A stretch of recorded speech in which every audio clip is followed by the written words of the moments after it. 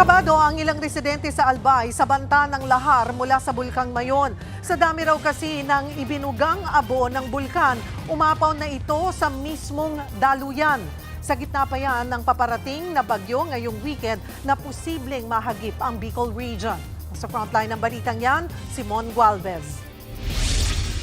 Eksklusibong ibinahagi ng Albay Public Safety and Emergency Management Office o APSEMO ang drone video na kuha mula sa Maisigali ng Bulkang Mayon. Dito na itala ang mahigit 5 kilometrong pyroclastic density current o uson noong May 2 na nagdulot ng matinding ashfall.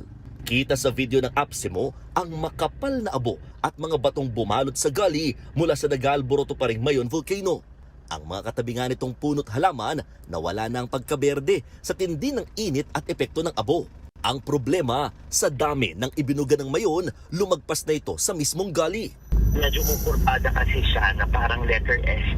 Kaya lang instead na tumuloy pa siya, medyo nag-overflow na siya papunta dun sa iba. So sabi ni Feebox, possible na gumawa na to ng mga bagong channels, iba pang daluyan.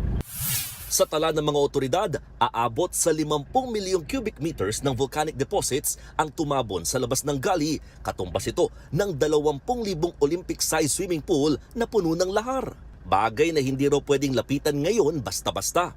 According to Feebox, yung ilalim ng mga deposits ngayon could reach about 500 degrees pa kainit. Yung mga gas bubbles, yung mga maliliit na parang butas doon sa mga deposits, yung gas bubble, nagdedegas pa kasi yun eh. So, could explode daw, sabi ni Feebox eh.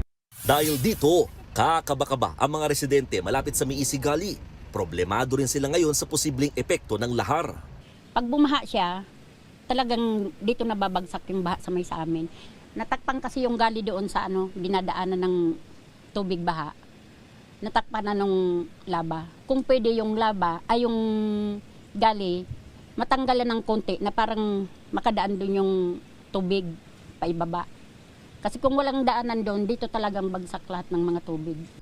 Ang masaklap, andito pa naman ang mga pananim at alagang hayop ng mga residente, kaya pinipili nilang manatili. Yan ay kahit ilang hakbang na lang halos ang distansya nila sa boundary ng 6-kilometer permanent danger zone ng Bulkang Mayon. Sabi ninda, 6 danger zone eh. Nandoon yung 6 danger zone. Hindi pa kayo natatakot? Kasi syempre patuloy na nag-alboroto ko yung Bulkang Mayon. Kasi nandito pa rin po kayo. Natatakot rin po kami. Wala namang kaming magagawa kasi nandito yung hanap buhay namin. Naka-red alert ngayon ang mga lokal na pamahalaan sa Albay sa pinangangambahang epekto ng bagyong papasok ngayong weekend. Posible kasi nitong mahagip ang Bicol Region. At pag nagkataon, hindi raw malabong magkalahar sakaling umulan ng matagal. Pero para sa Feebox, malaking bagay daw na marami nang nailabas na volcanic materials ang Bulkang Mayon gaya ng 2023 eruption nito.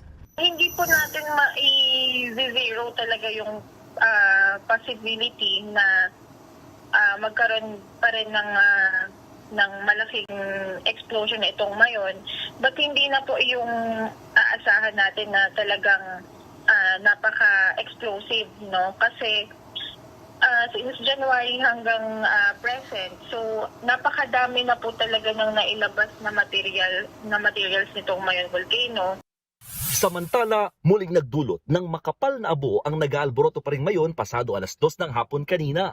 Pero imbis sa bunganga ng bulkan, kapansin-pansin na galing ang abo sa bandang ibaba nito. Ayon sa Feebox, manipis lang daw ang abo at mabilis din nagdi-dissipate o nawawala. Nagbabalita mula sa frontline, Mon Gualvez, News 5. Mga kapatid, Cheryl Hosing po. Maging maalam at may pakialam sa mga napapanahong issue at headlines. Mag-follow at mag-subscribe na sa social media pages ng News 5.